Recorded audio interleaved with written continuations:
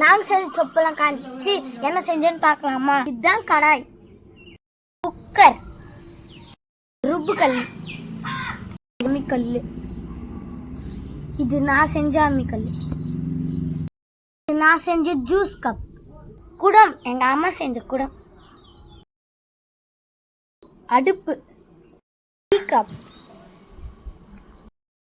இட்லி சட்டி, பூக்கூடை,